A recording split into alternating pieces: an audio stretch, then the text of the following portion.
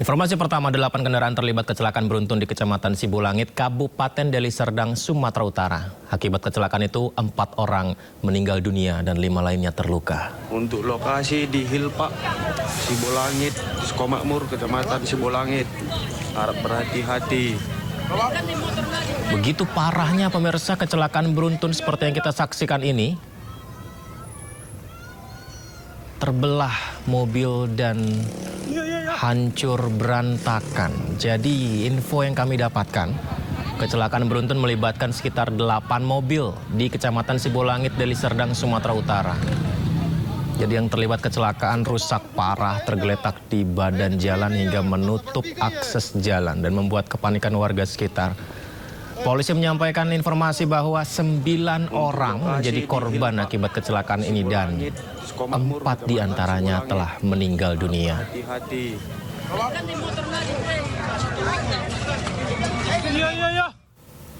Ya, selalu utamakan keselamatan Anda pemirsa ketika mengemudi di jalan ya. Dan polisi langsung menggelar olah tempat kejadian perkara terkait kecelakaan beruntun yang terjadi di Sibulangit, Sumatera Utara.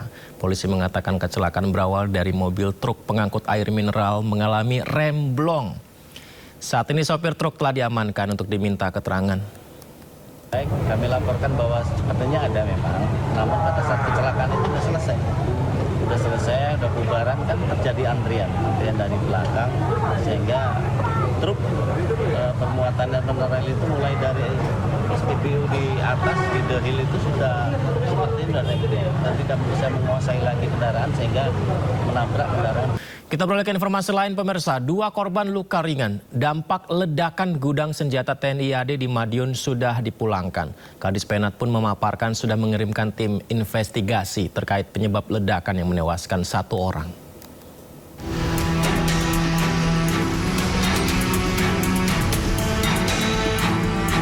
Dua dari 6 korban luka-luka ledakan gudang amunisi TNI di Madiun, Jawa Timur sudah dipulangkan. Sementara 4 korban lainnya masih dirawat di RSUD Caruban, Jawa Timur. Sementara itu, Kepala Dinas Penerangan Angkatan Darat menegaskan tim investigasi telah dibentuk dan langsung diberangkatkan ke lokasi untuk pendalaman secara menyeluruh. Membentuk tim investigasi untuk melakukan pendalaman dan investigasi secara menyeluruh guna mengetahui secara pasti kronologis maupun penyebab insiden tersebut. Perlu kami tegaskan juga bahwa proses ini dilakukan secara profesional, objektif dan menyeluruh agar setiap fakta yang diperoleh nantinya dapat dipertanggungjawabkan. Sebelumnya pada tanggal 16 Juli terdapat ledakan diduga kecelakaan kerja di Gupusmu 2 Puspalat Saradan, Kabupaten Madiun, Jawa Timur. Kejadian tersebut mengakibatkan 1 orang tewas dan 6 orang luka-luka. Korban pun langsung dievakuasi ke rumah sakit untuk mendapatkan penanganan medis. Tim Liputan Anyus melaporkan. Tim penyidik gabungan Korps Pemberantasan Tindak Pidana Korupsi Polri dan Polda Metro Jaya menyerahkan tersangka 3 kasus korupsi Don Rito ke Kejaksaan Agung Jumat siang. Selain itu barang bukti uang dan emas juga ikut diserahkan ke Kejaksaan.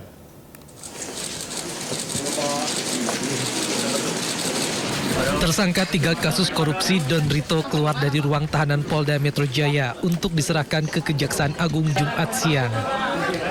Don Rito yang mengenakan rompi tahanan hanya menunduk saat dikawal petugas menuju mobil tahanan.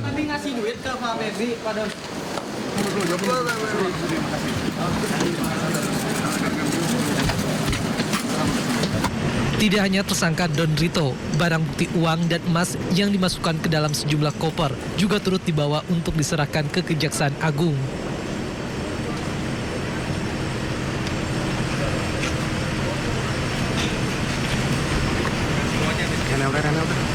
Kemudian kendaraan yang membawa tersangka Don Rito berserta barang bukti dikawal ketat menuju gedung Kejaksaan Agung Jakarta Selatan.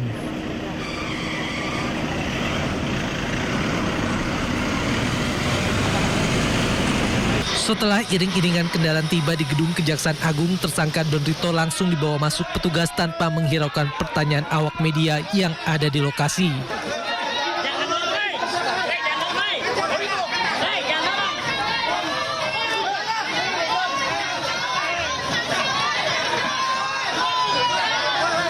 Selain itu, koper-koper yang berisi barang bukti uang dan emas juga dibawa masuk.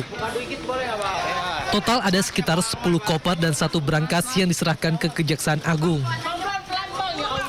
Kasus yang menjerat Don Rito berkaitan dengan dugaan korupsi dan TPPU di sejumlah perkara besar, termasuk sektor batubara, PT Asabri, dan PT Krakatau Steel. Dari Jakarta, Tim Liputan iNews melaporkan.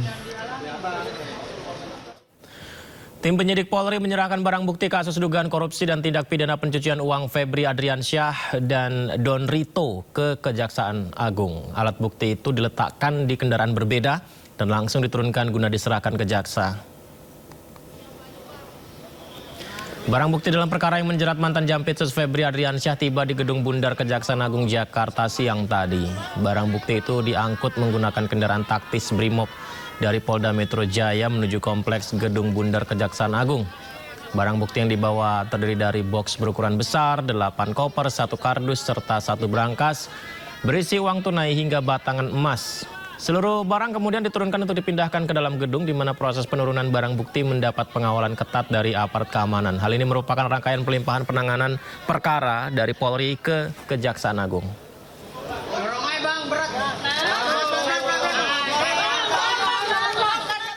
Sementara itu, Kabid Humas Polda Metro Jaya Kombes Pol Budi Hermanto menjelaskan bahwa seluruh barang bukti dinyatakan asli, termasuk dolar Amerika dan dolar Singapura serta emas 74 kg. Penyerahan perkara lanjutan baik berupa rangkaian dari tanggal 11 berita acara administrasi penyidikan, hari ini barang bukti dan tersangka. Ini merupakan wujud secara sinergitas Kejaksaan Agung Republik Indonesia dan Kepolisian Republik Indonesia tetap mengedepankan etika kelembagaan dan nurani di dalam proses penyidikan. Kami laporkan kepada teman-teman sekalian bahwa pelaksanaan uji barang bukti berupa uang rupiah sebanyak 71.082 lembar dengan nilai nominal 6.059.506.200 dinyatakan asli berdasarkan hasil pemeriksaan Bank Indonesia melalui surat nomor 28/8 DPU tanggal 14 Juli 2026. Barang bukti berupa 74 batang emas lantakan dengan total berat 74 kilo 01459 gram atau sekitar 74,01 kilogram dinyatakan memiliki kadar 23 karat berdasarkan hasil pemeriksaan PT Pegadaian melalui surat nomor 271/00.0016.00/2026 tanggal 14 Juli 2026. Selanjutnya terkait tentang barang bukti uang dolar Amerika Serikat dengan nilai nominal 6.370.921 dinyatakan sebagai mata uang asli berdasarkan hasil pemeriksaan United States Secret Service melalui surat tanggal 16 Juli 2026. Pemeriksaan ini dilakukan melalui proses-proses yang sudah ditindaklanjuti baik fisik maupun laboratorium, serta barang bukti uang dolar Singapura dengan nilai nominal 16.068.804 dinyatakan sebagai mata uang asli berdasarkan berita acara pemeriksaan laboratoris kriminalistik Pusat Laboratorium Forensik Barreskrim Polri nomor lab 4675/DUF 2026 tanggal 17 Juli 2026. Termasuk terkait tentang beberapa mata uang valuta asing lainnya, ini juga dilakukan uji laboratorium forensik Barreskrim Polri nomor lab 4627/DUF 2026 tanggal 17 Juli 2026.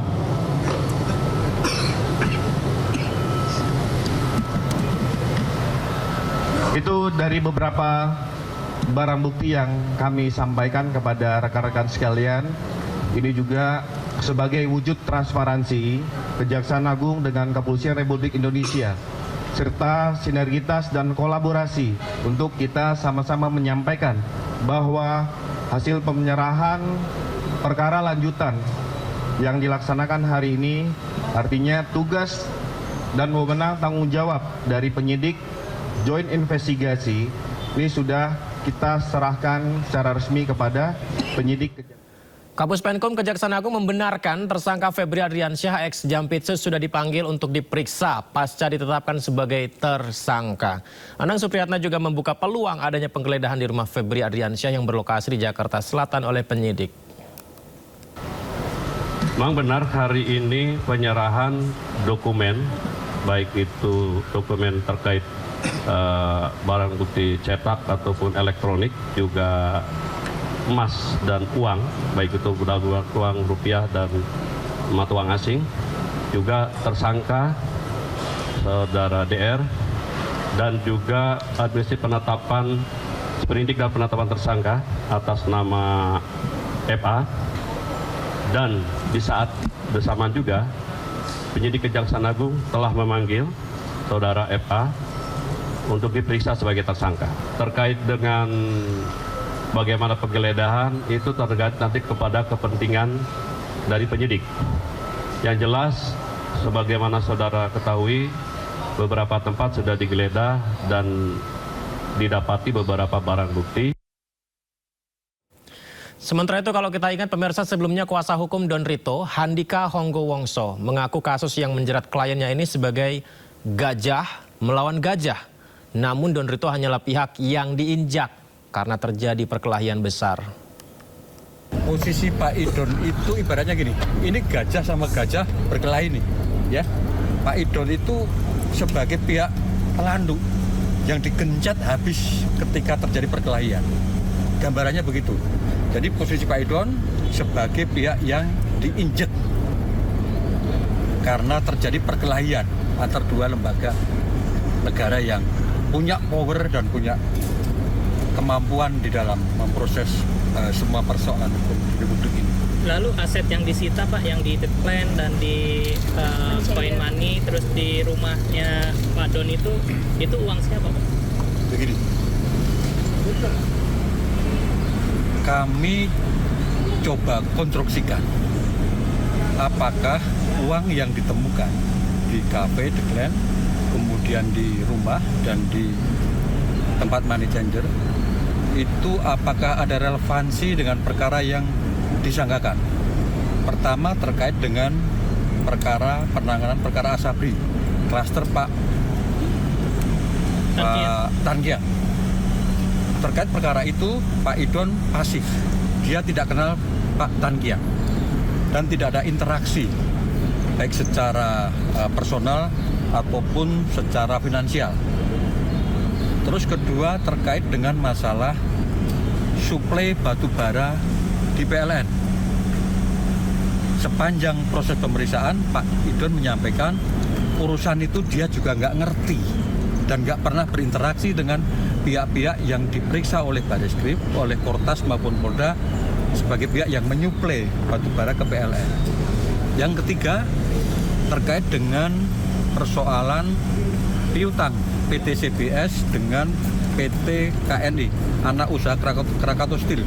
Itu juga sama. Pak Idon tidak ada hubungan apa-apa dengan urusan itu. Ngerti aja tidak? Nah, kalau semua perkara itu dihubungkan dengan uang yang ditemukan oleh rekan-rekan penyidik dari Kortas dan Polda, apakah uang itu berhubungan dengan perkara itu? Kami jawab tidak ada hubungan. Secara hukum pembuktian itu pasti tertolak. Pasti tertolak itu. Nah, kalau ditanya itu uang dari mana, uang siapa? Itu adalah kerjasama dengan pengusaha untuk membangun dermaga atau pelabuhan di daerah Kalimantan Timur. Pertanyaannya, koper di mana uang ditaruh itu adalah koper presiden. Cukup ya? Pak, uang itu berarti uang kerjasama antara Pak Don sama pengusaha itu Pak? Iya. Pak, itu uang. Kalau terkait Pak Don ini kenal nggak sih dengan Pak Febri Pak, dan apa hubungannya Pak? Kalau ditanya kenal. Kalau ditanya hubungan bagaimana, itu bagian yang sedang didalami, kami belum bisa memberikan penjelasan lebih detail. Itu poinnya di situ. Pak, pada pemeriksaan hari Sabtu itu polisi menyebutkan nggak Pak apa alat bukti yang kemudian menetapkan Pak Idon sebagai tersangka? Secara normatif pihak penyidik hanya menjelaskan ini perkaranya apa. Tapi hubungan dengan alat bukti atau barang bukti yang disita, pihak penyidik itu menanya dalam konteks BAP, pertanyaan BAP. Dan Pak Idon sudah menjelaskan secara gamblang apa yang dia ketahui terhadap semua barang bukti. Proses diserahkannya tersangka Don Rito dan barang bukti terkait kasus dugaan korupsi dan tindak pidana pencucian uang atau TPPU yang turut menyeret ex-Jampitsus Febri Adriansyah dilakukan dengan pengawalan yang sangat ketat. Proses pemindahan dari Polda ke Kejaksaan Agung dikawal ketat oleh kepolisian, termasuk anggota BRIMOB bersenjata lengkap dan provos. Anggota BRIMOB yang berjaga dilengkapi dengan senjata laras panjang dan anggota provos serta penyidik mengenakan jaket bertuliskan reserse. Penjagaan bahkan dimulai sejak siang hari di depan ruang penyimpanan barang bukti Polda Metro Jaya. Bersama dengan berbagai barang bukti hasil sitaan, penyidik kepolisian juga menyerahkan tersangka Don Rito dalam 3 kasus korupsi besar yang juga menyeret nama ex-Jampitsus Febri Adriansyah. Ini dibawa apa Pak? Pak, itu yang... Ini pelimpahan dokumennya Pak? Sejumlah barang bukti yang jumlahnya fantastis ditemukan di rumah ex-Jampitsus Febri Adriansyah, tapi hingga kini siapa pemiliknya belum juga terkuak. Febri sebelumnya sempat mengiyakan bahwa rumah di Sentul miliknya, namun tidak dengan barang bukti yang disita.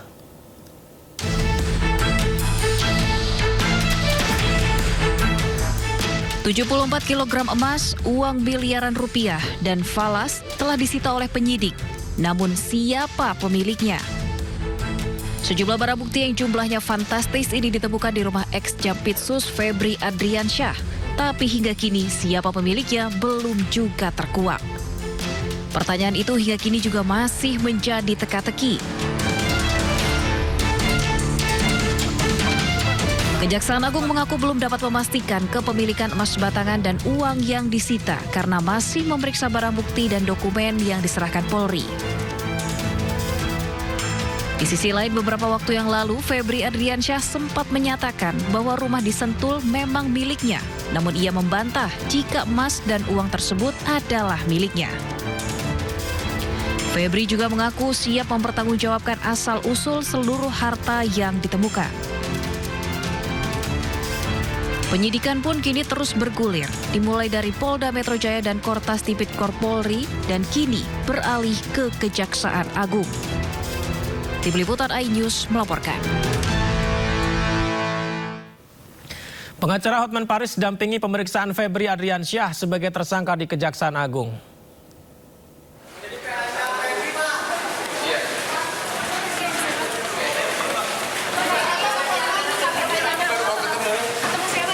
Pengacara Hotman Paris Hutapea telah ditunjuk sebagai kuasa hukum mantan Jaksa Agung Muda bidang tindak pidana khusus Febri Adriansyah.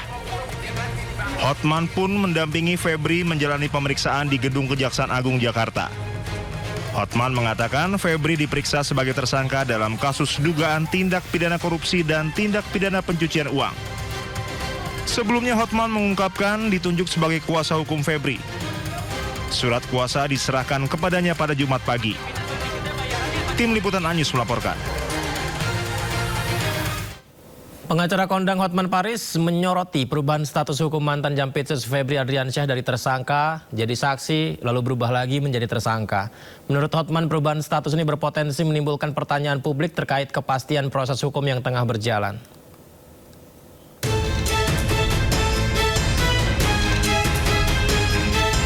Dalam satu hari, status hukum ex-Jampitsus Febri Adriansyah berubah sebanyak 2 kali. Dari tersangka menjadi saksi, lalu diralat kembali jadi tersangka lagi. Rabu sore, Kejagung menerbitkan 3 sprindik baru dan mengumumkan status Febri Adriansyah sebagai saksi. Hal ini jelas berbeda dari Polri yang menetapkan status Febri Adriansyah sebagai tersangka pada 11 Juli lalu. Tidak gugur, tapi kan kita sprindik dulu, terbit. Tidak gugur, yang penting kita terima dulu, kita pelajari semua. Berarti berdasarkan sprindik yang dikeluarkan Kejagung, artinya dalam pertimbangan kita termasuk sprindik dari Polri, peran dan sprindik dari Polri. Iya, diantaranya sebut oknum salah satu negara. Hanya berselang beberapa jam setelahnya, Kejagung pun meralat pernyataannya terkait status Febri. Dalam siaran pers resmi, Kejagung menyebut status Febri masih sebagai tersangka. Berubah-ubahnya status hukum ex-Jampitsus Febri Adriansyah ini pun mengundang kritik tajam pengacara kondang Hotman Paris. Melalui unggahan di akun Instagram pribadinya, Hotman pun mengaku heran dengan dinamika penangkapan perkara tersebut. Pernyataan Hotman ini langsung jadi perhatian warganet dan memicu berbagai tanggapan di media sosial. Tim Liputan iNews melaporkan. Sebelumnya, Kejaksaan Agung sempat meralat pernyataannya tentang status hukum mantan Jampitsus Febri Adriansyah. Dalam pernyataan terbarunya, Kapus Penkum Kejagung Anang Supriyatna mengatakan bahwa status hukum Febri masih tetap tersangka terkait kasus dugaan korupsi batubara, Asabri, dan Krakatau Steel.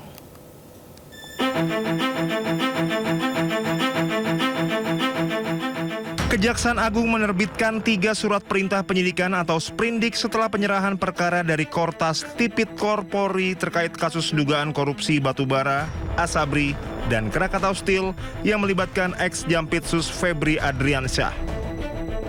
Kapus Penkum Kejagung Anang Supriyatna menjelaskan sprindik tersebut menegaskan status Febri tetap tersangka. Hal itu didasari penetapan tersangka yang dilakukan sebelumnya oleh penyidik Kortas Tipikor Polri.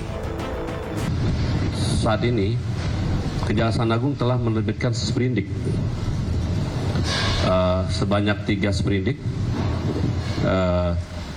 Ada 3, yaitu terkait sprindik nomor 43, dugaan tindak pidana korupsi dan TPPU untuk PT Krakatau. Yang kedua, sprindik nomor 44, dugaan tindak pidana korupsi untuk perkara PLTU PLN yang bailout. Ketiga, sprindik 45 terkait dengan Asabri, sebagaimana laporan yang kita terima dari penyidik Polri. Jadi sudah dibentuk, dan semenjak diterbitkan sprindik, maka segala kegiatan dan tindakan-tindakan yang bersifat pro justisia sudah beralih kepada penyidik kejaksaan. Dalam proses penyidikan ini, Anang memastikan kolaborasi antar lembaga termasuk supervisi dari KPK dan pengawalan dari legislatif. Kejagung juga telah membentuk tim khusus beranggotakan 9 orang menangani perkara tersebut. Sebagian besar dari 9 orang tersebut pernah bertugas di KPK. Tim Liputan iNews melaporkan. Sementara itu, Ketua Masyarakat Anti Korupsi atau MAKI Boyamin Saiman mengaku kecewa meski berstatus tersangka, ex-Jampitsus Febri Adriansyah belum juga ditahan. Ia pun berencana mengajukan pra-peradilan dan menggugat Kejaksaan Agung terkait penundaan penahanan ini. Saya ya kecewa, kenapa kalau ini sudah ditetapkan tersangka, sudah ada surat perintah penyidikan, sudah ada barang bukti dan juga alat bukti, kemudian tidak dilakukan penahanan. Maka nanti ya gantian saya mengajukan gugatan kepada Kejaksaan Agung karena tidak segera melakukan penahanan terhadap tersangka-tersangka, dalam hal ini FA misalnya gitu. Dasarnya apa? Pasal 158 huruf E KUHP yang baru, di sana dikatakan penundaan tidak sah termasuk objek pra-peradilan. Nah, kalau sudah tersangka tidak ditahan itu kan namanya itu menunda-nunda gitu kan. Karena harusnya kan ditahan karena ancaman hukumannya juga tinggi, di atas 5 tahun gitu. Nah, itulah harapan saya segera dilakukan penahanan. Nah, kalau nanti Pak Febri juga melakukan pra-peradilan tidak sahnya penetapan tersangka atau tidak karena ditahan gitu, tidak sahnya penahanan, ya mereka juga harus siap juga. Memang penyidik itu sekarang bisa diuji dari kanan, dari kiri, dari pelaku maupun dari si korban. Nah, kami mewakili korban gitu. Jadi saya kemarin agak ada perbaikan bahwa penetapan tersangkanya tidak gugur.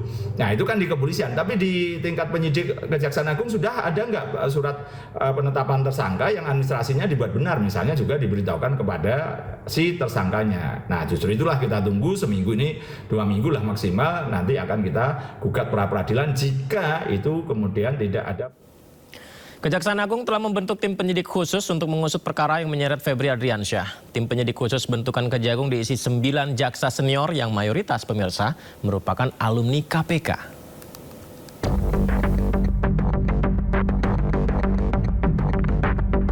Kejaksaan Agung telah membentuk tim penyidik khusus yang diisi 9 jaksa senior yang mayoritas merupakan alumni KPK untuk mengusut perkara yang menyeret ex-Jampitsus Febri Adriansyah. Pembentukan tim 9 ini ada dalam sprindik baru yang sifatnya khusus yang telah dikeluarkan Kejaksaan Agung. Deretan jaksa yang tergabung dalam tim 9 sengaja dipilih berdasarkan pengalaman dalam menangani kasus korupsi. Dalam sprindik baru, kami terbitkan makanya sprindik yang sifatnya khusus, kita bentuk tim khusus. Ini terdiri dari 9 orang. Yang jelas sebagian besar penyidik-penyidik ini yang berasal mantan alumni KPK. Jaksa-jaksa yang pernah bertugas di KPK. KPK menyambut baik pembentukan tim khusus untuk menangani perkara dugaan korupsi dan tindak pidana pencucian uang atau TPPU yang menjerat ex-Jampitsus Febri Adriansyah. KPK meyakini para alumni itu memiliki track record yang baik selama bertugas di KPK, hingga mereka pasti mampu menuntaskan perkara tersebut. Melihat ini progres yang positif karena Kejagung kemudian dengan segera membentuk tim khusus ya, yang kemudian beranggotakan diantaranya adalah mantan-mantan dari insan KPK ya, khususnya di Jaksa Penuntut Umum. Artinya kami melihat memang kompetensi, pengalaman ketika mereka bertugas di KPK dibutuhkan untuk bisa membantu dalam proses penyidikan perkara tersebut. Usai dilimpahkan dari kepolisian, Kejagung telah mengeluarkan 3 sprindik baru dalam mengusut kasus Febri. Kejagung menegaskan tim 9 ini nantinya yang akan bertugas mengusut lebih jauh perkara korupsi yang melibatkan mantan Jampitsus tersebut. Tim Liputan iNews melaporkan. Beralih ke informasi lain, Roy Suryo kembali mengambil langkah hukum dengan mengajukan permohonan pra-peradilan jilid 3 ke Pengadilan Negeri Jakarta Selatan. Kali ini Roy mengajukan gugatan yang fokusnya pada tuntutan ganti rugi terhadap jajaran Polda Metro Jaya dan Kejaksaan Tinggi DKI Jakarta.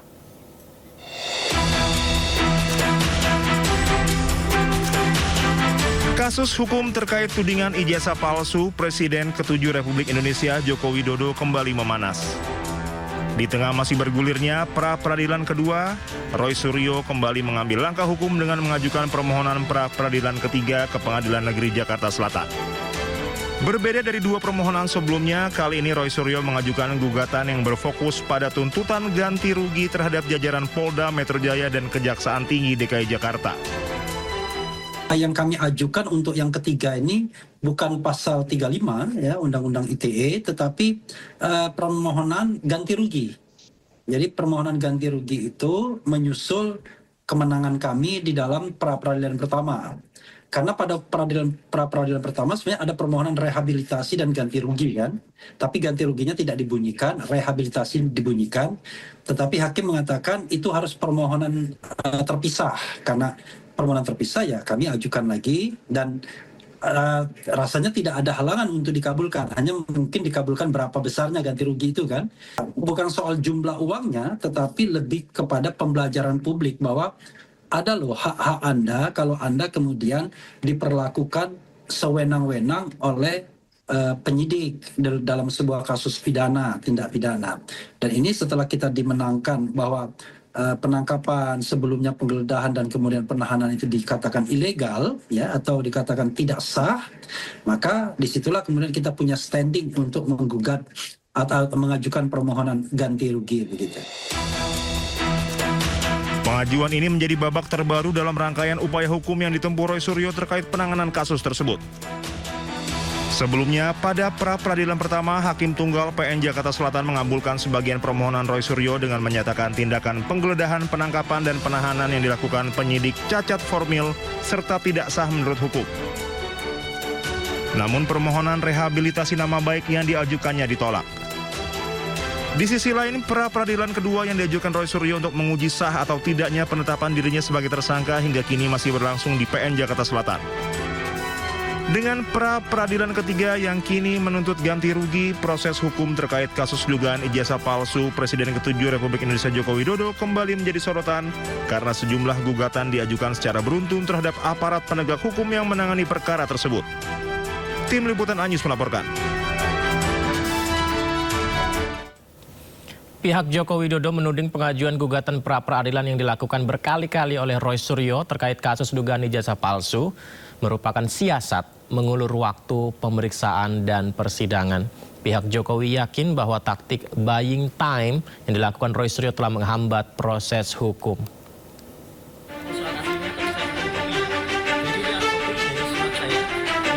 Pihak Joko Widodo menuding pengajuan gugatan pra-peradilan yang dilakukan berkali-kali oleh Roy Suryo terkait kasus dugaan ijazah palsu merupakan siasat untuk mengulur waktu pemeriksaan dan persidangan.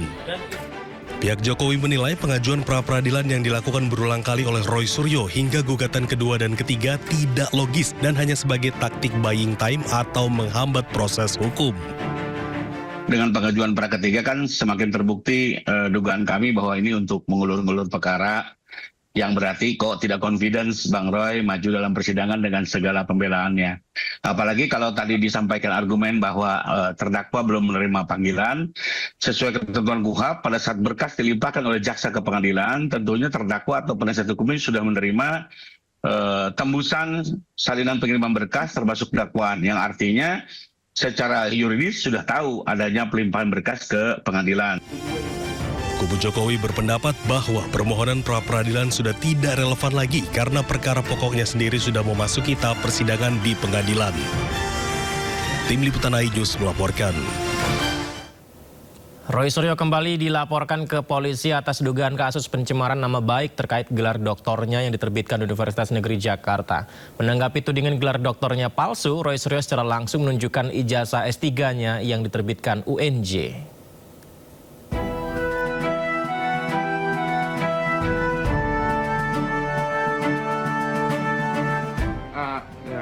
Roy Suryo dilaporkan ke Polres Metro Jakarta Selatan atas dugaan pencemaran nama baik dan fitnah. Laporan dilayangkan oleh Ketua Umum Gibranisti, Taufik Bilfaqih. Taufik menjelaskan laporan ini bermula dari rentetan kegaduhan terkait keabsahan gelar Dr. Roy Suryo dari Universitas Negeri Jakarta atau UNJ. Saya bisa melihat ijazahnya Jokowi itu 99,9%. Padahal di saat yang bersamaan Anda itu punya masalah secara akademik. Kan gitu. Di saat yang bersamaan Anda punya problem secara akademik dan Anda tidak jujur. Seharusnya ketika Anda tahu Anda sudah divonis, Anda dipidana, Anda melapor. Kalaupun UNJ masih mau meneruskan, seharusnya UNJ bikin ya peraturan rektor baru kah, khusus RS, nggak apa-apa dipidana, boleh lulus. Menanggapi tudingan keabsahan gelar doktornya, Roy Suryo membantah gelar doktornya palsu.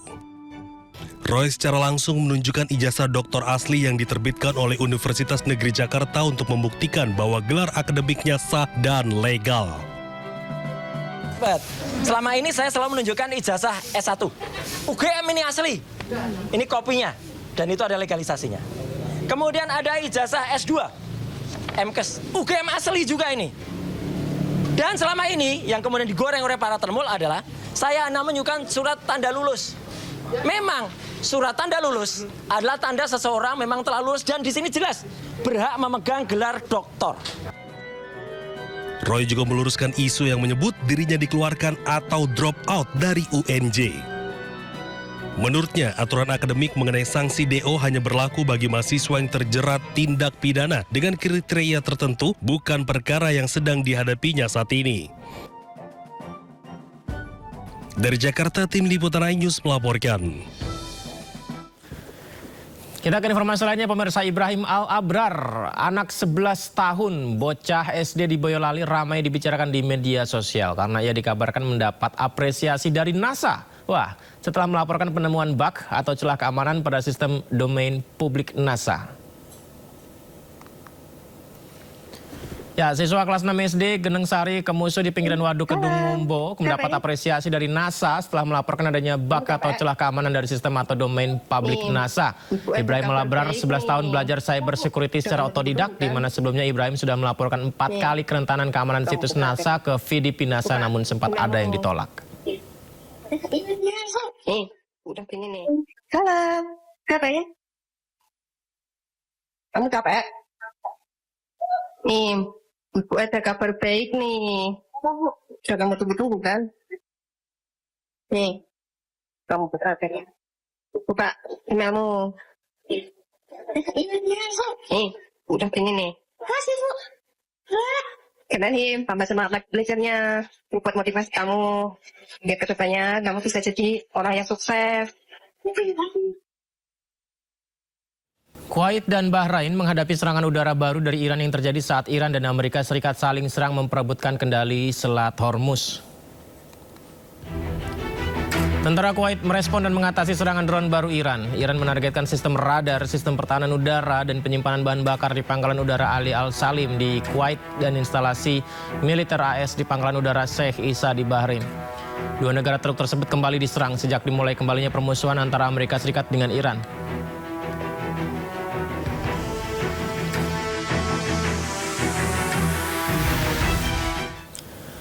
Menyusul gelombang serangan dari Washington, Korps Garda Revolusi Iran IRGC akan meluncurkan serangan rudal ke pangkalan-pangkalan Amerika Serikat. Menariknya, rudal yang diluncurkan bergambarkan sejumlah pemimpin tertinggi Iran. IRGC menunjukkan rudal bergambar pemimpin tertinggi Iran saat ini dan sebelumnya, diantaranya wajah dari Mojtaba Khamenei dan ayahnya Ali Khamenei. Rudal ini akan diluncurkan ke pangkalan-pangkalan AS menyusul gelombang serangan dari Washington. Video tersebut juga menunjukkan beberapa peluncuran rudal, termasuk yang diidentifikasi oleh IRGC sebagai rudal Khyber Sakan, Zulfikar, Sajil, dan Fateh 110. IRGC telah melakukan serangkaian serangan di bawah Operasi Nasr II yang menargetkan situs militer AS di Yordania, Kuwait, dan Bahrain. Sementara itu, Kuwait, Bahrain, dan Yordania mengumumkan telah berhasil mencegat serangan rudal Iran.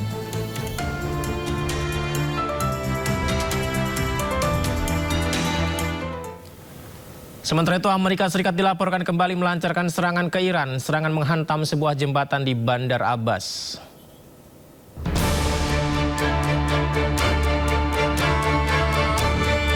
Amerika Serikat dilaporkan kembali melancarkan serangan terbaru ke Iran dan menghantam sejumlah infrastruktur, termasuk 2 jembatan dan stasiun kereta api.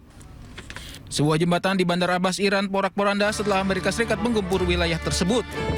Dampak serangan juga membuat beberapa mobil hancur dan sejumlah warga dilaporkan terluka. Kepulan asap terlihat di langit kota Bandar Abbas setelah Amerika Serikat melancarkan serangan berhari-hari ke Iran. Komando Pusat AS CENTCOM mengumumkan bahwa mereka meluncurkan gelombang serangan terbaru ke Iran untuk melambahkan kemampuan militer mereka.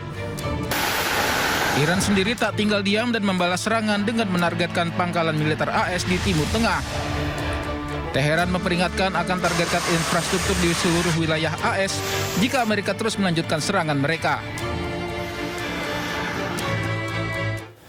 Melalui CENTCOM, Amerika Serikat mengklaim telah menyerang puluhan fasilitas militer selama 6 malam berturut-turut. Ya, dirilis Komando Pusat Amerika CENTCOM menunjukkan gelombang serangan Amerika Serikat terbaru yang melibatkan jet tempur, drone, kapal perang, dan rudal. Serangan-serangan itu mengakibatkan ledakan dan kepulan asap yang membumbung tinggi di sejumlah lokasi yang berbeda, diantaranya pos pengawasan pesisir, pertahanan udara, infrastruktur logistik militer, hingga kemampuan maritim Iran.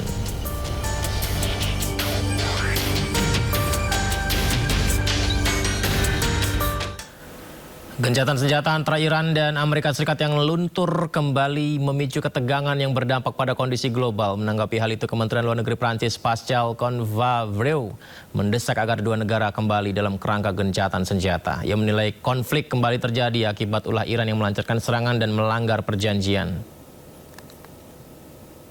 L'escalade doit cesser, que nous revenions dans le cadre du cessez-le-feu signé le 17 juin à Versailles.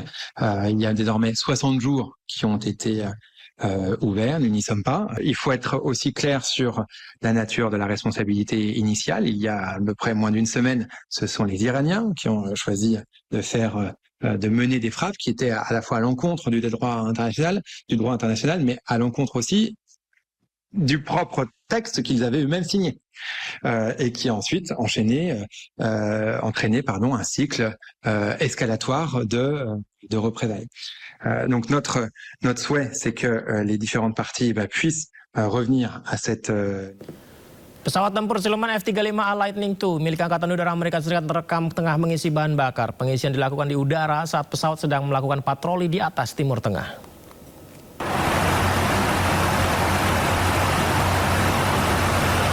Wow. Ini adalah prosesnya ya pemirsa ya. Mengisi BBM di udara. Luar biasa ya. Senko merilis rekaman menunjukkan jet-jet itu mendekati pesawat KC-135 Stratotanker. Selanjutnya pengisian bahan bakar dilakukan membuat pesawat F-35A tertahan lebih lama di udara. Sementara pasukan AS lainnya melanjutkan operasi di wilayah target. Rekaman jet tempur ini dirilis di Washington setelah Washington menyatakan telah menyerang sejumlah target militer Iran.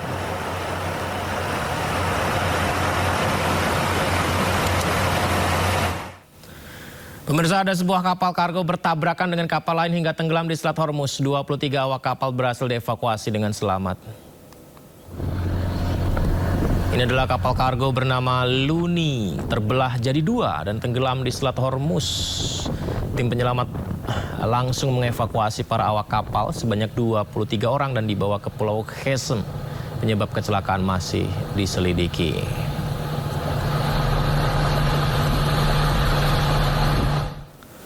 Iran tegaskan Selat Hormuz adalah garis merah yang tidak dapat dilanggar. Jika AS terus ikut campur, Iran ancam meratakan seluruh infrastruktur AS di kawasan. آمریکای جنایتکار همچنان به یاغیگری و ناهمسازی منطقه ادامه می‌دهد. ابتدا مجدد تاکید می‌شود تحت هیچ شرایطی و به هیچ وجه به آمریکا به عنوان یک کشور بیگانه و فرامنطقه‌ای اجازه دخالت در تنگه هرمز را نمی‌دهیم. این خط قرمز شکست ناپذیر ایران است. در صورتی که تهدیدهای اخیر رئیس جمهور از تویی سرشار آمریکا مبنی بر هدف قرار دادن زیرساخت‌های ایران اسلامی توسط ارتش متجاوز آن کشور عملی شود، همه آنچه که بنا به نجابت ایران هنوز سالم مانده، یعنی تمامی زیرساخت‌ها در منطقه زیر ضربات پولادین نیروهای مسلح مقتدر جمهوری اسلامی ایران در هم کوبیده خواهد شد. آنچنان که اثری از آنها بر جای نماند و گویی از ابتدا وجود نداشتند. دشمن نادان بداند لحظه حماسه برای ما لحظه پرهیز نیست. آنچه از سوی نیروهای مسلح ایران رخ می‌دهد ضربه همتراز نیست، ضربه برتر است. ضرباتی که شدیدتر، گسترده تر و ویران کننده تر از همیشه خواهد بود. آتش خشم ملتی که هیچگاه تسلیم نشده دامن متجاوز را خواهد سوخت. Satu selat menjadi urat perdagangan dunia. Iran menegaskan Selat Hormuz adalah garis merah yang tidak boleh dilanggar. Tidak hanya mengancam pangkalan militer Amerika, stabilitas energi global juga akan sengsara. Kita bahas malam ini bersama narasumber istimewa kita, pengamat Timur Tengah Siti Mutia Setiawati. Assalamualaikum, selamat malam Ibu Siti. Waalaikumsalam warahmatullahi wabarakatuh. Selamat malam Mas Yudi. Terima kasih banyak Bu Siti berkenan berbagi di Sindo Prime. Bu Siti, kalau saya lihat tadi ini seperti deja vu ya Bu Siti ya, seperti awal-awal ketika panasnya hubungan Amerika dan Iran ini begitu. Nah, kan Amerika sendiri kan sudah mulai dilarang ya Bu di parlemen untuk pengajuan soal penambahan anggaran gitu ya Bu Siti ya. Sementara sekarang terjadi lagi, gencatan senjata sepertinya sudah tidak berlaku. Pertanyaan saya Bu Siti, kalau ini terus terjadi saling serang begitu, menurut Bu Siti apakah kemampuan militer dua negara ini ada batasnya? Apakah itu nanti akan menjadi ujungnya Bu Siti? Ya begini ya, jadi perang yang mencederai kesepakatan MOU pada tanggal 18 Juni yang lalu. Jadi kan Amerika Serikat dengan Iran itu sudah sepakat menandatangani MOU yang isinya adalah akan menghentikan segala bentuk kekerasan, bentuk penyerangan, termasuk yang proksi di Libanon ya, misalnya Hizbullah. itu harus berhenti. Kemudian ada hal lain bahwa Amerika Serikat harus keluar dari wilayah Teluk. Kan Amerika Serikat itu memblokade wilayah Teluk. Memblokade itu artinya bahwa Iran sendiri tidak bisa lewat Teluk dan juga kapal-kapal yang lain. Artinya Amerika Serikat itu memblokade. Blokade itu biasanya dilakukan oleh negara yang memiliki wilayah itu. Tapi bayangkan Amerika Serikat itu memblokade wilayah yang bukan wilayahnya, ya itu yang sebetulnya sungguh suatu keanehan ya. Kemudian dan kesewenang-wenangan. Kemudian Amerika juga akan mencairkan aset-aset Iran yang dia bekukan. Gitu ya, dia bekukan kan sejak revolusi Islam Iran tahun 79, Amerika Serikat itu membekukan aset Iran dan dia janji akan membekukan. Kemudian bahkan di MOU nanti yang terdiri dari 14 itu bisa dibuka ya di Google bahwa Amerika Serikat juga akan mengganti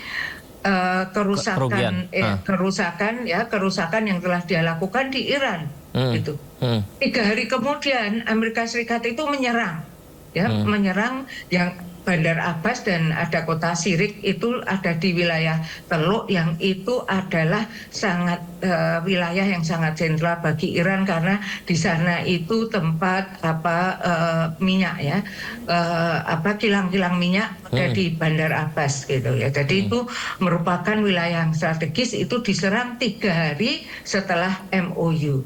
Jadi ini kalau MOU itu memang artinya Memorandum of Understanding itu kesepakatan termasuk yang rendah di dalam suatu negosiasi. Kalau yang tertinggi itu treaty atau perjanjian. Kalau itu ikatan hukumnya kuat. Kalau MOU itu ya namanya Memorandum of Understanding, saling pengertian saja. Tapi kalau yang berunding itu komit, itu akan bagus hasilnya dengan catatan masing-masing itu komit menghargai pihak yang lainnya. Kalau tadi Perancis mengatakannya dalam berita ini Perancis mengatakan Iran yang melanggar duluan, saya tidak melihat itu. Karena tanggal 18 Juni ditandatangani MOU itu 3 hari kemudian 22 Juni itu Amerika Serikat sudah nyerang yang saya katakan Bandar Abbas yang terutama dan kemudian wilayah lain. Jadi di sini kita bisa melihat namanya ada satu pendekatan yang namanya Regional Security Complex ya, bahwa di dalam satu kawasan sebetulnya masing-masing negara di kawasan itu terikat secara boundary, secara perbatasan kan mereka terikat. Negara-negara Teluk itu bisa dikatakan Iran, Irak, Kuwait, ya, kemudian Qatar, Bahrain, Uni Emirat Arab, Arab Saudi dan Oman. Ya, ini negara di kawasan Teluk. Satu negara dengan negara lainnya itu terikat sistem keamanan. Ya, ini Regional Security Complex. Jadi kalau Iran saja yang diserang, bukan berarti yang lain tidak akan terancam. Gitu. Ini jadi kalau terjadi eskalasi ya sudah pasti karena ini dalam analisis Regional Security Complex itu satu negara pasti akan juga menyeret negara lain. Tidak heran kalau kemudian Kuwait jadi target ya, Qatar jadi target, bahkan Oman yang berusaha menengahi Amerika Serikat dan Iran juga menjadi target ya, karena itu sistem keamanan Iran terganggu karena diserang Amerika Serikat. Dan Iran tidak mungkin membalas serangan itu ke Amerika karena secara jarak kan jauh sekali kalau menyerang ke Amerika. Amerika diuntungkan karena dia pangkalan militer punya dari ujung Oman sampai Kuwait dia punya, jadi nyerang tinggal dekat. Ya sementara Iran kalau membalas mau kemana? Kalau bukan ke negara-negara Teluk yang punya pangkalan militer. Ya punya pangkalan militer Amerika. Itu sudah suatu kewajaran karena Regional Security Complex memang menjelaskan satu sistem keamanan di satu wilayah gitu. Bu, serangan Amerika atau langkah Amerika ini apakah mereka artinya punya keyakinan untuk melakukan perang dalam jangka waktu yang lama, Bu? Apakah mereka sudah paham konsekuensinya, Bu, dengan yang dilakukan ini? Ini kalau saya lihat sekali lagi ini teori, saya akademisi ya Mas, jadi saya melihat dari segi teori dulu. Kalau dalam teori ini saya melihat ini namanya termasuk war of attrition atau perang yang dicicil sedikit-sedikit. Jadi karena dia pasti sudah punya lah data mengenai jantung pengembangan nuklir Iran ya. Selain di Bandar Abbas, saya kan bukan intelijen. Yang saya tahu kalau setelah dirilis oleh berita ya, jadi yang Bandar Abbas sudah diserang, tapi ada pengembangan uranium di tempat lain. Kenapa bukan itu yang diserang supaya Iran kemudian lumpuh? Ya, jadi kalau ingin memang perang itu win-win harus bukan win-win solution tapi win-lose solution, bahwa saya ingin memenangkan perang ini mestinya dia serang yang daerah vital gitu ya, daerah vital Iran yang pengembangan nuklir yang dia permasalahkan. Iran masih mengembangkan nuklir gitu. Padahal di dalam MOU poin 9 Amerika Serikat dan Iran sepakat bahwa Iran masih status quo, boleh mengembangkan uranium yang selama ini dikembangkan, tidak boleh ditambah tetapi selama ini dikembangkan. Jadi alasan Iran itu mengembangkan uraniumnya memang dijamin di dalam MOU masih status quo gitu ya. Dan Amerika mengapa tidak menyerang yang melumpuhkan sehingga sampai Iran itu mengatakan kalah ya misalnya begitu? Tidak. Jadi ini war of attrition itu memang perang yang dicicil sedikit-sedikit gitu. Rusia dengan Ukraina juga begitu. Kalau apa susahnya Rusia itu melumpuhkan Ukraina, dari segi apapun dia lebih unggul ya. Sekarang Amerika Serikat pun demikian. Dia jadi ada kepentingan, banyak kepentingan di belakangnya kalau perang ini memang akan dilakukan secara lama dan dicicil sedikit-sedikit itu. Yang korban adalah rakyat Iran tentu saja. Ya, dan nanti akan merembet ke negara-negara teluk yang lain. Jadi inilah kekejaman perang seperti itu Mas, karena Amerika Serikat masih tali urut di Kongres ya, bahwa perang ini belum disetujui oleh Senat ya.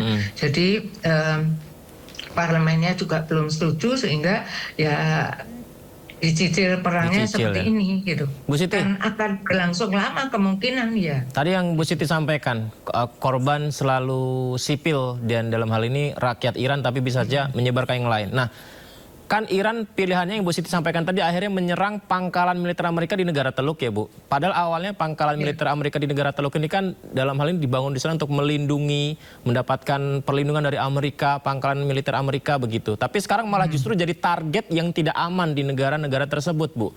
Sementara ketika pemakaman Mujtaba Khamenei ya Bu ya, beberapa negara yang dekat dengan Amerika justru hadir untuk ziarah lah ataupun berkunjung ke Iran begitu Bu. Apakah petanya sudah ada perubahan Bu, kacamata tentang pangkalan militer yang Amerika harus melindungi itu, apakah sudah ada perubahan Bu di negara Teluk?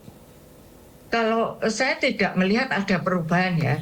Memang pangkalan militer itu ada plus minusnya ya. Jadi kalau pangkalan militer itu secara teori sekali lagi dia akan melindungi negara itu ya. Memang kalau sebuah negara punya pangkalan militer Amerika itu dia merasa aman. Contohnya Singapura yang kecil berhadapan-hadapan dengan Indonesia yang jauh lebih besar dari segi penduduk, dari segi luas wilayah ya, bukan kemajuan ekonomi. Itu dia merasa pede, merasa secure karena dia punya pangkalan militer Amerika di situ. Kalau Indonesia itu katakanlah mau apa-apa, dia Amerika yang akan maju ya. Jadi masih tetap melindungi negara itu. Tetapi ingat ada 7 negara di Teluk untuk dilindungi dalam waktu bersamaan, bukan hal yang mudah. Baik Bu Siti, izin sepertinya kita harus bergabung ke Kejaksaan Bu untuk melihat situasi terkini di sana Bu. Tapi terima kasih banyak Bu, izin nanti kita bisa dialog kembali ya Bu Siti ya. Terima kasih banyak Bu, selamat malam, Assalamualaikum. Presiden Prabowo Subianto minta evaluasi menyeluruh program MBG, makan bergizi gratis. Presiden dengan tegas menekankan setiap program prioritas negara harus dijalankan secara disiplin, tepat sasaran dan bebas dari segala bentuk penyimpangan.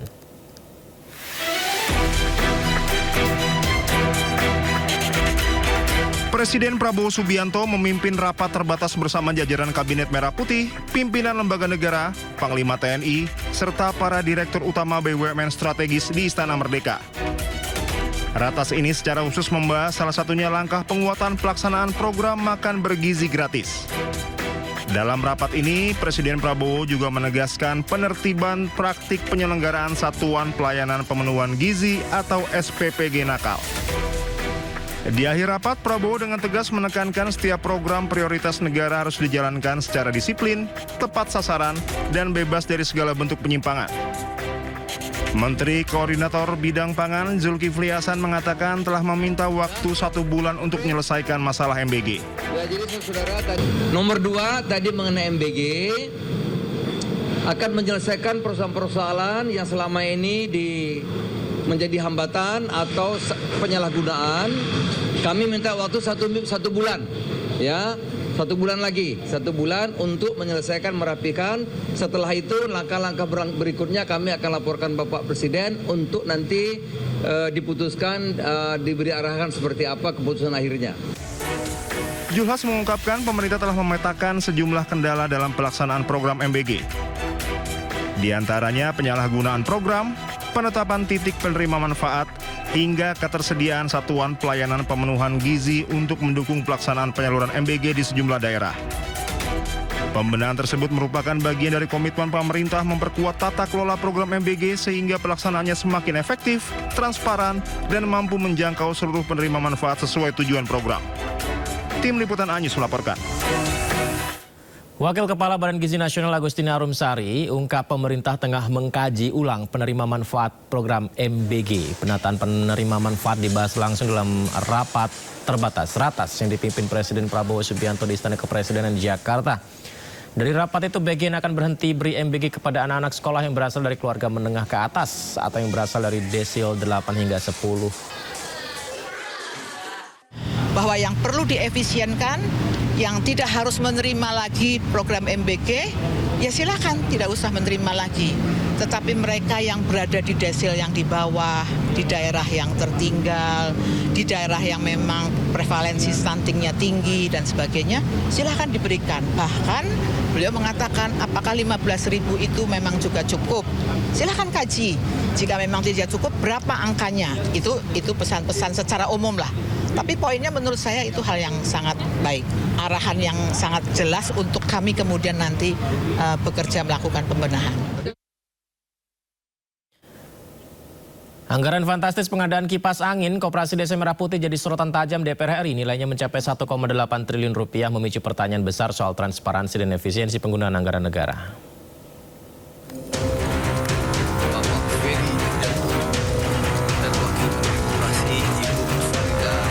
Angka 1,8 triliun rupiah untuk pengadaan kipas angin di program Koperasi Desa Merah Putih mengundang polemik. Dalam rapat kerja Komisi 6 DPR RI bersama Menteri Koperasi, anggota Komisi 6 DPR Mufti Anam mempertanyakan rincian pengadaan kipas angin itu, mulai dari spesifikasi barang hingga sumber anggaran. Sorotan muncul setelah disebut nilai pengadaan mencapai 1,8 juta rupiah per unit. Padahal harga kipas angin yang banyak dijual di pasar atau e-commerce berada di kisaran ratusan ribu rupiah. Hari ini rakyat sedang dihebohkan dengan isu adanya pengadaan kipas angin 1,8 juta, Pak. Yang nilainya 1,8 triliun, Pak. Lalu kemudian dari isu ini kami coba mencari informasi, tapi kami tidak dapat satu informasi pun dari pemerintah adanya pengadaan ini. Kami juga mencari informasi ke pihak-pihak terkait juga tidak berani jawab. Maka pada kesempatan ini kami ingin tanya kepada Pak Menteri, isu soal pengadaan 1,8 juta kipas angin dengan anggaran 1,8 triliun itu betul tidak, Pak? Menanggapi hal itu, Menteri Koperasi mengaku belum mengetahui adanya rencana belanja itu. Ia menyebut harga bisa berbeda pada merek tertentu. Soal kipas angin ini saya nggak tahu. Ini karena pengadaannya bukan di kami, Pak. Tapi rasanya angka yang ada itu kalau bentuk kipas anginnya yang model ada di Imatsu MDF itu harganya di Shopee ini 11.464. Jadi apa namanya? Tapi itu saya nggak tahu persis. Hingga kini rincian pengadaan masih menjadi perhatian dalam pembahasan di DPR. Pemerintah diharapkan bisa memberikan penjelasan lebih lanjut mengenai program itu. Dari Jakarta, Ade Firmansyah, iNews melaporkan. Ya, kita bergeser ke Kejaksaan Agung, pemirsa, di mana kuasa hukum Febri Ardiansyah, Hotman Paris, memberikan keterangan pers. Nanti saya kasih tahu. Ini jadi tanda tangan beliau hari ini tanggalnya. Sebelah kiri. Ya. Sebelah kiri sini. Kiri. Majuin ke depan, Pak. Ke tengah.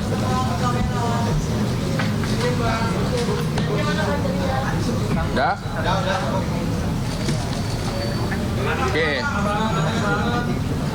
Yang kedua kuasanya adalah pengacara Parisi yang di sebelah kanan saya ini, ya.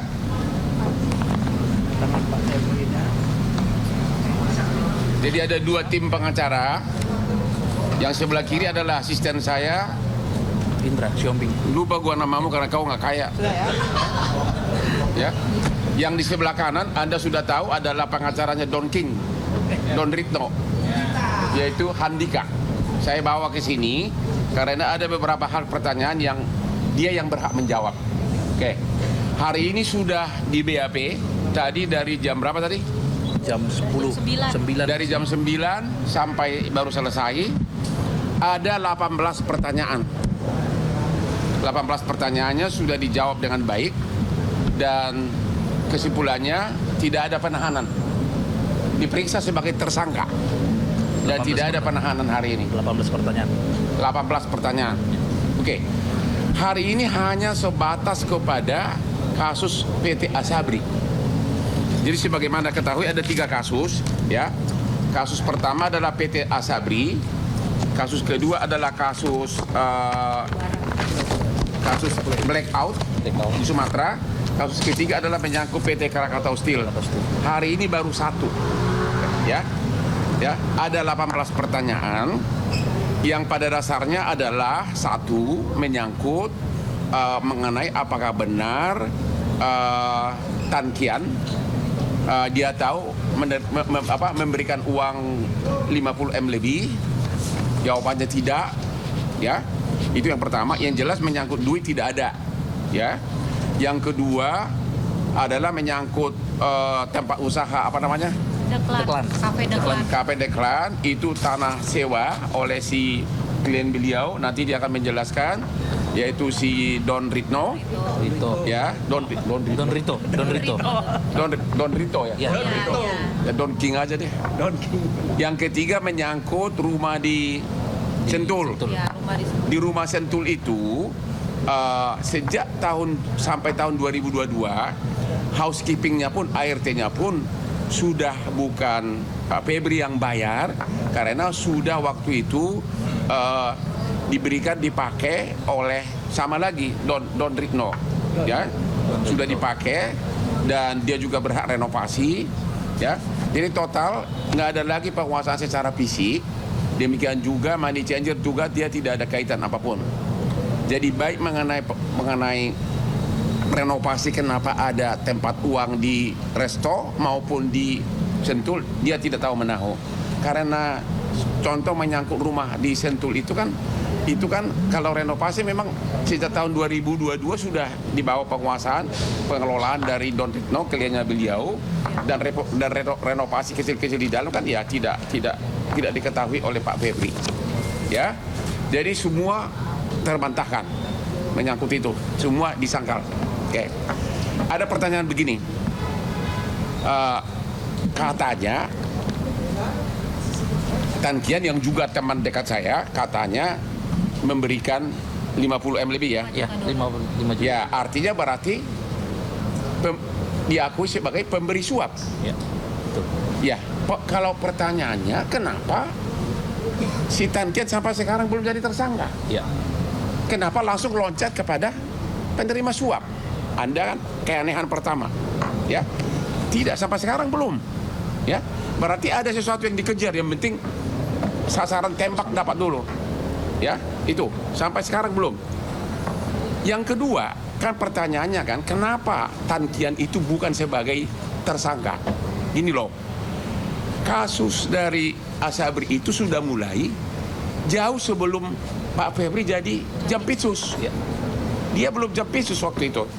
Ya, kasus Asabri itu sudah maju ke pengadilan bulan Agustus 2021 dan diputus oleh pengadilan Tipikor Jakarta di tanggal 4 Januari 2022, di mana Jampitsus juga belum Pak Febri. Padahal untuk penentuan final decision tersangka itu adalah Jampitsus. Ya, jadi belum Beliau baru jadi Jampitsus pada tanggal 22 Januari 2022. Itu satu poinnya. Ya. Poin kedua, itu kan persidangan dari mulai tingkat pengadilan negeri, tingkat pengadilan tinggi, kasasi sampai PK. Ya. Sudah 6 hakim sama 6 hakim agung, 12. Dan dalam persidangan Tan Kian adalah sebagai saksi fakta. Tidak pernah ada pertanyaan dari saksi, dari hakim, kenapa bukan sebagai tersangka.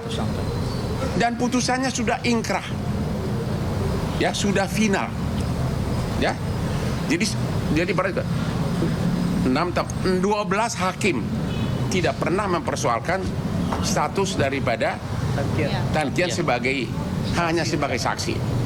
Jadi udah satu, kalau dia pemberi suap, kenapa bukan sebagai tersangka sekarang? Kenapa yang malah Jampitsus yang begitu jabatan tinggi dalam penegak langsung jadi tersangka?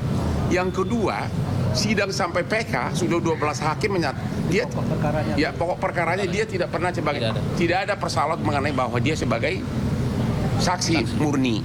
Oke. Yang ketiga, putusan dari Asabri, putusan pengadilan PK sudah dilaksanakan, sudah ingkrah, bahkan dari 22 triliun kerugian sudah dilelang, sudah kembali ke negara 12 triliun lebih. Sudah kembali ke negara 12 triliun lebih. Tidak ada juga pertanyaan soal Tan Kian. Ya. Jadi asetnya bahkan masih banyak lagi yang mau dilelang. Sehingga kalau ada tuduhan bahwa korupsi 22 triliun itu sudah salah total. Karena sudah dilelang, sudah kembali ke kas negara 12 triliun lebih. Itu kesalahan ketiga. Udah 3 ya. Okay. Sekarang mengenai apa kaitan dari Tan Kian. Ternyata Tan Kian itu nggak ada kaitannya apapun dengan Asabrinya.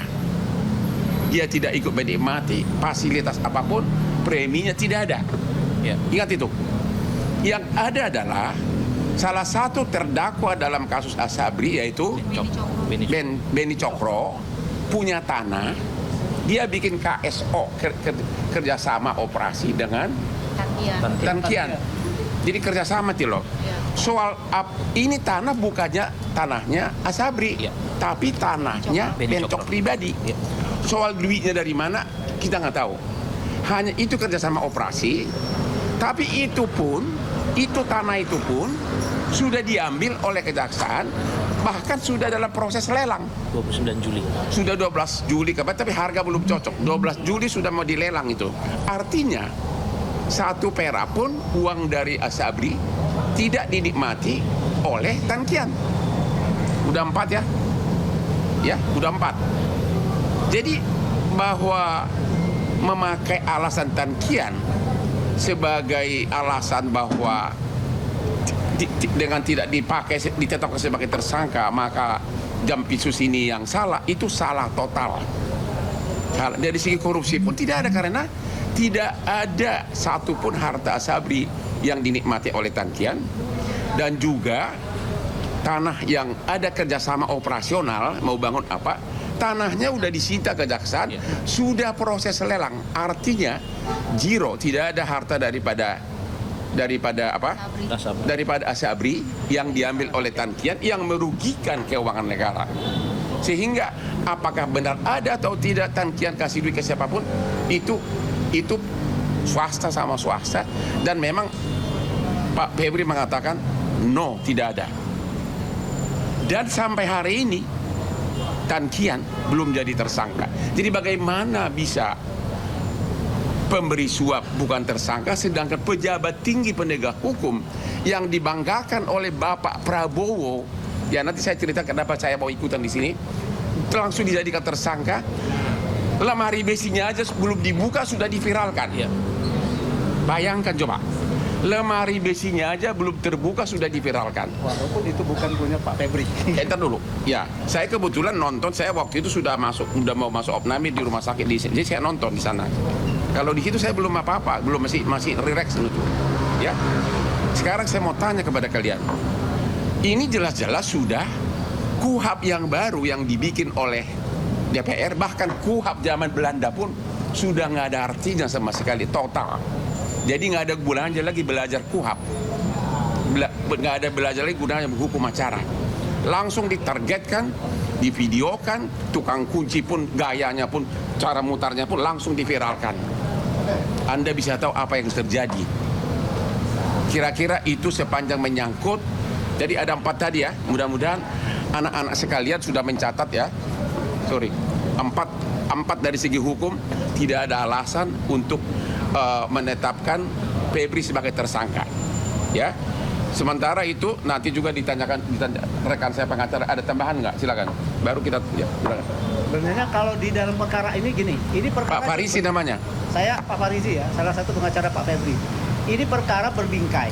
Berbingkai itu artinya apa? Artinya ini mempersoalkan kewenangan Pak Febri pada saat dibilang katanya pada saat Jampitsus. Oke ya, itu bingkainya yang dipersoalkan di sana. Nah sekarang dalam bingkai itu dia katanya menerima suap. Suap itu syaratnya harus ada penyuap baru bisa dijadikan tersangka. Dan syarat lainnya adalah ada kewajiban yang tidak dilaksanakan. Sampai dengan saat ini kami belum tahu kewajiban apa yang tidak dilaksanakan Pak Febri, tidak terlihat. Sehingga terjadi dia menerima suap. Poin yuridisnya itu, kalau kami lihatnya yuridis ya. Nah, kalau hal-hal yang menyangkut masalah cara pandang segala macam, saya silakan. Saya nggak berani ngomong, saya hanya bisa yuridis. Kalau Anda berpikir bahwa, wah ini ada framing artinya, itu silakan. Oke, jadi untuk meringkaskan, ya sebelum tanya jawab khusus ini, satu kelemahan hukum pertama dari pihak penyidik sebelah sana adalah bahwa Febri tidak mengakui pernah menerima uang yang 50 M++. Kedua, juga yang kedua, kalau benar Tan Kian adalah pemberi suap, kenapa nggak jadi tersangka? Kenapa langsung dikejar pejabat senior? Ya. Yang ketiga, tidak ada aset daripada Asabri yang dinikmati oleh Tan Kian karena adanya hanya aset di luar Asabri yang dianggap oleh JPU mungkin sebagai TPPU, yaitu tanah, dikerjasamakan operasikan KSO dengan Tan Kian, tapi tanah itu pun sudah diambil, sudah dilelang tapi belum laku, ya.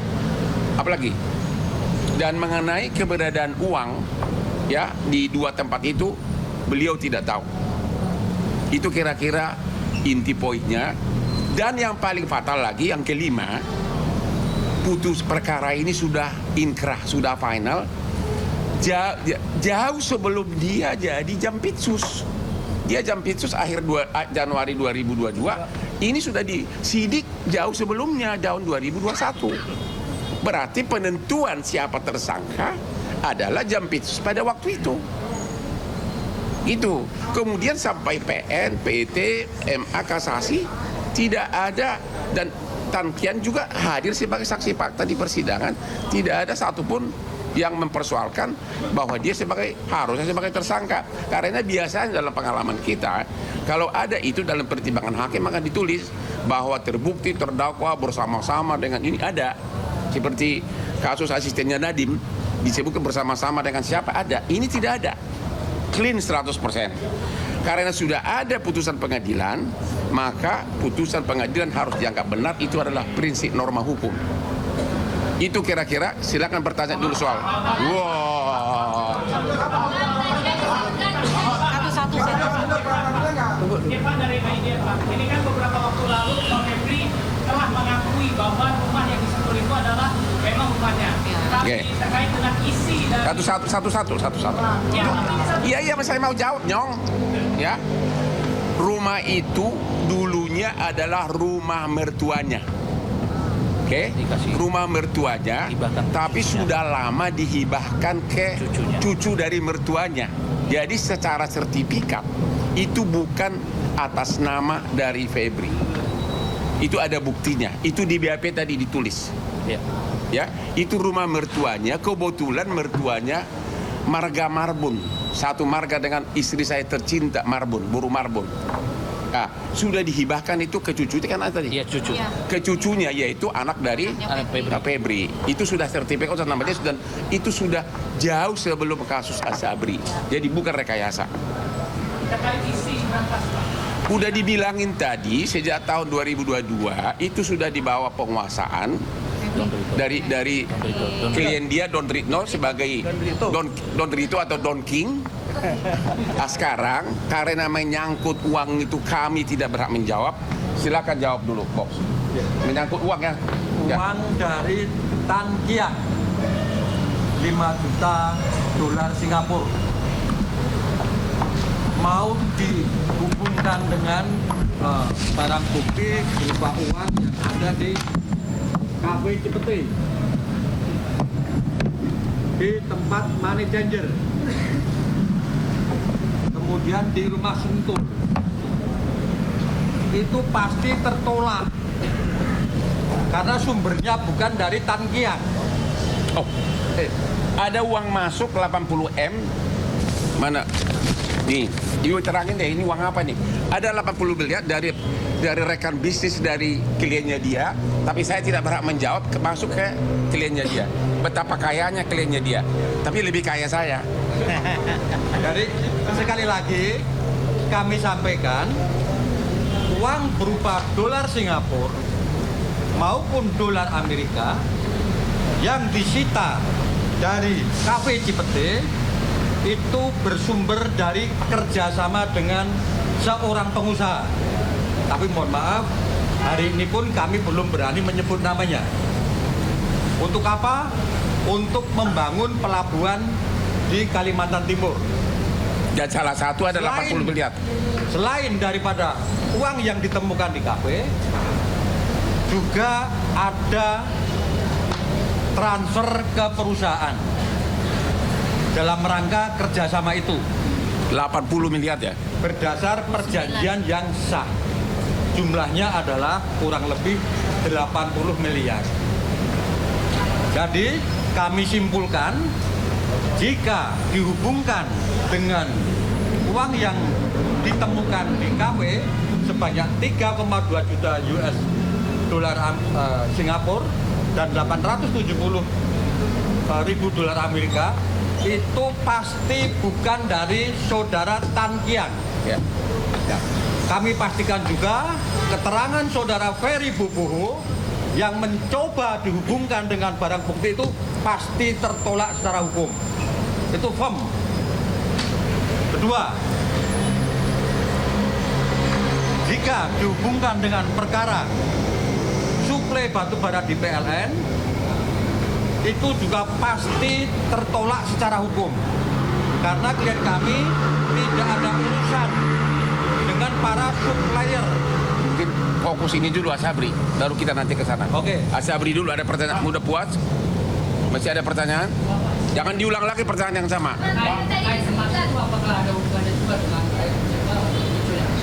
Baik, jadi gini, menyambung keterangan tadi. Tadi udah kami sampaikan, sekitar tahun 2022-2023, Don Rito meminta izin kepada pemilik untuk menggunakan rumah di Sentul sebagai backup operasional kantor yayasan. Kami ulang lagi, backup kantor operasional yayasan yang bergerak di bidang dakwah dan pendidikan Islam. Ini sudah bisa dibuktikan adanya sekitar 700 santri dari daerah Papua dari daerah Maluku yang sekarang mondok di salah satu pesantren di Banten. Ke depan ada rencana dari berbagai pihak untuk membangun pesantren yang besar, masjid-masjid, dan semua fasilitas pendukung, baik itu di Papua ataupun di Maluku, serta di daerah NTT. Nah, kenapa kok disimpan dalam bentuk emas? Kenapa disimpan dalam bentuk dolar Singapura? Kenapa disimpan dalam bentuk dolar Amerika? Pada saatnya kami akan jelaskan setelah para pihak yang berkontribusi itu diperiksa oleh penyidik Jampitsus, disertai dengan semua bukti-bukti yang kuat, yang sahih dan relevan. Kami tidak mau mendahului itu dulu. Kita tidak mendahului. Oke. Jadi sementara itu. Jadi sekali lagi semua unsur pembuktian yang vital untuk membuktikan adanya suap tidak dipenuhi. Pemberi suap tidak tersangka, uang harta Asabri tidak ada dinikmati oleh Tan Kian, sudah disita dan sudah dilelang, dan salah total pernyataan penyidik Polri yang menyatakan kerugian negara 22 karena 22 itu sudah kembali 12 triliun dari lelang putusan PK pengadilan. Ya, sisa masih banyak tanahnya, termasuk tanah KSO antara Bencok dengan si Tan Kian ini sudah dilelang tapi belum laku. Jadi 1 meter pun Tan Kian tidak menikmati apapun. Pertanyaannya, kenapa Tan Kian mau katanya membuat berita acara? Waktu akan menjawab. Ya, waktu akan menjawab apakah dia akan tetap sama itu atau tidak, atau apa yang dikhawatirkan. Kami tidak bisa ngomong sekarang. Waktu akan menjawab. Asabri itu dulu ya, nggak ada lagi yang aneh. Bang, mengenai Asabri, Bang, sebenarnya penegasan status PMD itu tersangkanya berdasarkan sprendik dari Polri atau dari sprendik kejaksaan? Yang mana yang sekarang? Asabri, Bang. Kan statusnya dulu, Asabri yang mana? Kan status PMD kan di